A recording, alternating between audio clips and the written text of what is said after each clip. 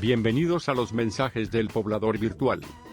De Ada Goldberg de la estancia La Soledad para sus hijos Bárbara, uncle Bobby Martin, les advierte que si siguen incumpliendo el contrato familiar los va a desheredar a todos, que ya no parecen sus hijos, parecen hijos de otro. Les pregunta en qué momento se dejaron de parecer a ella, que todo el pueblo debería reconocer a un Goldberg a la distancia y que eso no sucede más, que ahora los confunden con cualquier Fowler o Martin que andan por ahí. Unos don nadie. Todo el pueblo sabía que todos los Goldberg son iguales de confiables y ahora dudan. Que los intima a recuperar los sólidos principios de la familia Goldberg. Bienvenidos a la cuarta entrega del material sobre diseño orientado a objetos. En esta ocasión vamos a hablar del principio de sustitución de Liskov, uno de los principios centrales para poder garantizar en conjunto con inversión de dependencia el principio de Open Close. Así que bueno, espero que sea de utilidad. Hoy con sponsor de la San Juan Bosco, como verán, que nos está promoviendo la realización de estos videos, así que bueno, esperemos que sea de vuestro agrado. Bueno, como venimos realizando las entregas, en este caso comentaba, vamos a ver el principio de sustitución de Liskov. La placa es muy interesante. Dice que si te pareces a un pato, haces cuac como un pato, pero necesitas baterías, probablemente estés realizando incorrectamente tu abstracción o esté equivocada. Y es muy interesante porque justamente el principio de sustitución de Liskov indica que las subclases deben ser sustituibles por su clase base. Claramente en el ejemplo no puedo sustituir un pato real por un pato de baterías.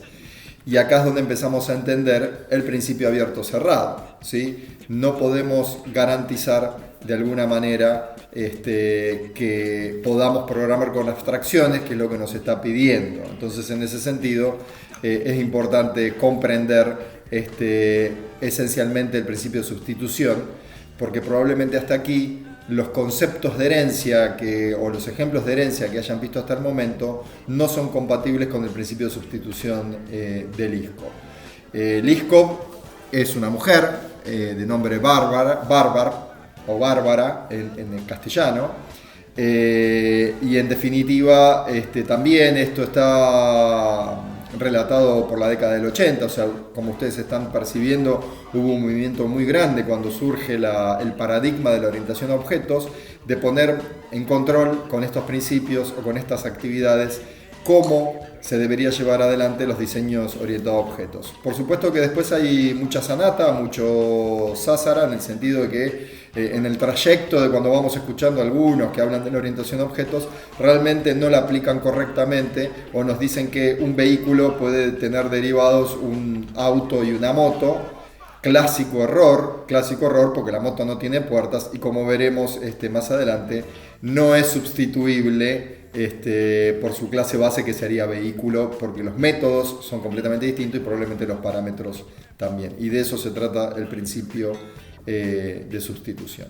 Como vemos y ya vimos en la presentación de abierto-cerrado, las claves son abstracción, polimorfismo, herencia e interfaces. No hay mucho chiste ni mucho truco en lo que estamos contando, pero sí es importante concentrarnos en cómo vamos aplicando, y justamente lo que acabo de decir recién, cómo medimos la calidad de la herencia, porque claramente en el ejemplo de vehículo, auto y moto estamos con una muy mala calidad de la herencia.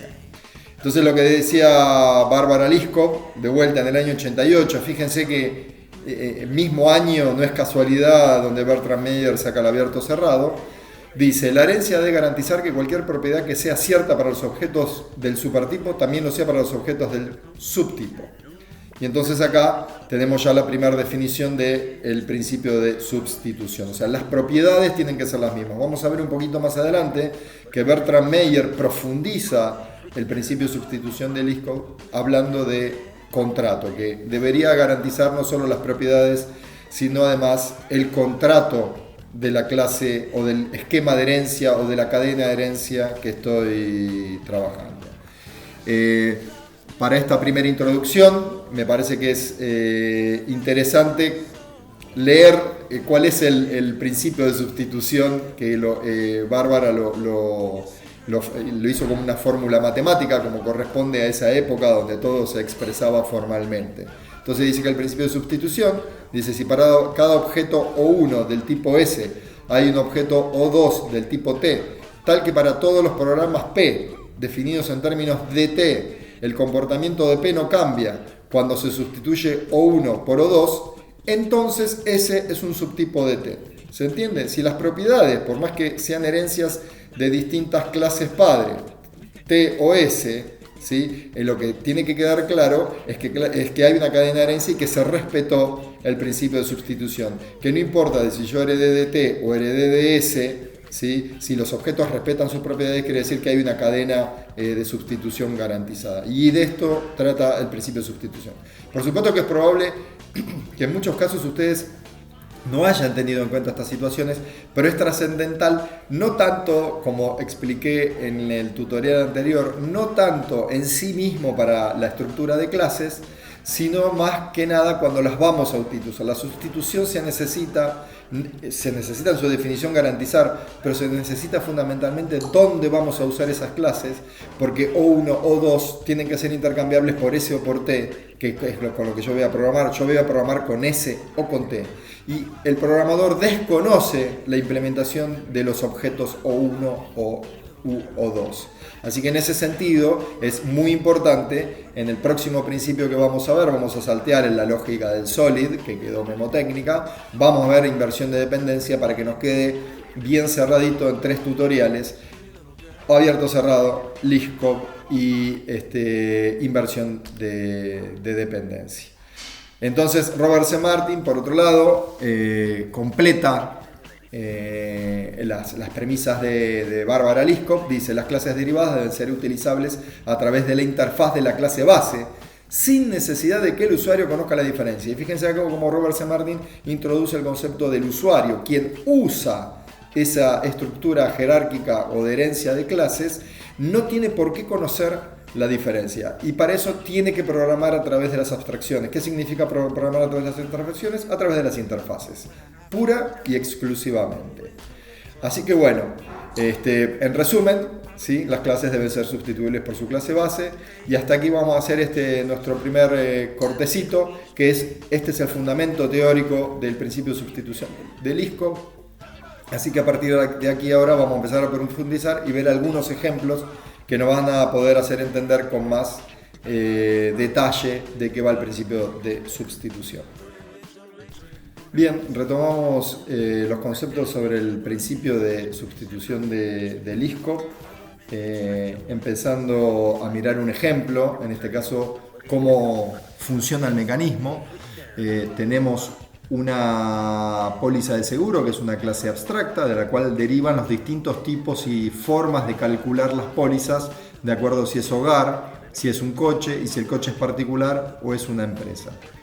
Esta estructura que vemos del lado de la izquierda, esto es Liskov. Acá es donde yo tengo que garantizar que póliza módulo tasa, que va a ser el usuario, ¿sí?, de póliza seguro, escriba toda su programación basado en abstracciones, que es lo que pide abierto cerrado, y es lo que estamos conceptualmente tratando de profundizar. Entonces, póliza seguro tiene que desconocer cuál de todos los tipos de póliza seguro es el que está instanciado, ¿sí? Programa abstracciones. Pero Liskov es esta parte. Yo acá tengo que garantizar que las propiedades de póliza coche empresa estén garantizadas a través de póliza seguro, o sea que implemente la unidad de riesgo, los riesgos cubiertos, y que implemente la devolución de las tasas. Mirando un poquitito más en profundidad, bueno, un poco aquí está la explicación, no vamos a volver a repetir. Se las dejo acá como para reafirmar un poco los conceptos si quieren parar y leerlos de vuelta, pero claramente las violaciones al principio de Liskov son violaciones enmascaradas al principio de abierto cerrado. Un poco ya lo venimos diciendo y es lo que venimos repitiendo, y espero que la repetición se les impregne en este sentido. Si queremos garantizar abierto o cerrado, debemos sí o sí prestar mucha atención al principio de sustitución y al de inversión de dependencia. Ahora vamos a ver en el ejemplo justamente cómo aplica cada uno. Nosotros acá tenemos el código, vamos a ir desde arriba, vemos justamente, y esto es lo importante, que tenemos una declaración de una clase abstracta, ¿sí? Con los métodos que implementa, en este caso no tiene ningún parámetro declarado, ¿sí? Y después, obviamente, esto podría haber sido una interfaz, tranquilamente, no hacía falta tampoco declarar una clase abstracta, esto lo venimos diciendo, esta ya va en función de los distintos tipos de lenguajes y qué facilidades tiene. En este caso estamos viendo C++, entonces lo lógico es que declare una clase abstracta y no una interfaz. Pero eso tiene que ver con el lenguaje. Luego tenemos una clase derivada, ¿sí? Póliza hogar, que extiende de póliza seguro. Obviamente ustedes después podrán entender y representar cada una de la cadena de herencia que está planteada en el dibujo del ejemplo que vimos. Pero claramente lo que hace acá es implementar cada uno de los métodos sin omitir ninguno, porque si no ya estaríamos de vuelta violando el principio de sustitución. No puedo nulificar ninguno. Nulificar un método de la clase padre es violar el principio de sustitución del ISCOP. Agregar un método es violar el principio de sustitución del ISCOP. Cambiar los parámetros que recibe un método es violar el principio de sustitución del ISCOP. Con lo cual tenemos que empezar a tener mucho cuidado cómo hacemos nuestras estructuras polimórficas, porque justamente tienen que ser sustituibles. De eso se trata el polimorfismo, de poder garantizar esa sustitución. Entonces, lo que vemos acá es la implementación. Obviamente, imagínense que donde dice acá el comentario de haciendo es el código completo de, en particular para la póliza de hogar, cómo funciona recuperar la unidad de riesgo. Luego tenemos la contraparte, el cliente, quien usa la póliza de seguro, ¿sí? ¿Quién usa la póliza de seguro? El módulo de tasa.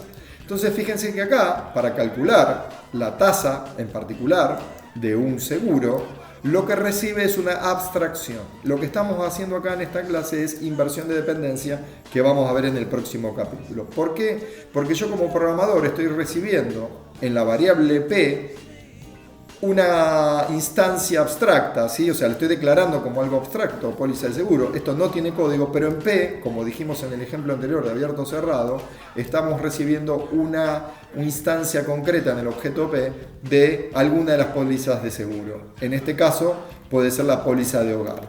Entonces lo único que yo tengo que hacer aquí es llamar de forma transparente, de forma agnóstica y sin por qué tener que preocuparme de que no vaya a funcionar. O sea, yo como usuario de las pólizas de seguro, lo que tengo que estar tranquilo es que cuando llame a get unidad de riesgo, mi programa no va a saltar por los aires. Una, porque por ahí lo nulifiqué o eliminé el método. Dos, que sigue cumpliendo el contrato, que se espera que calcule la unidad de riesgo y no otra cosa. Esto parece una pavada, pero ustedes deberán entender que en el mundo de la programación los programadores tendemos a cometer muchos errores de este tipo. Por eso hay que prestar mucha atención cuando uno diseña los programas, cómo los diseñamos.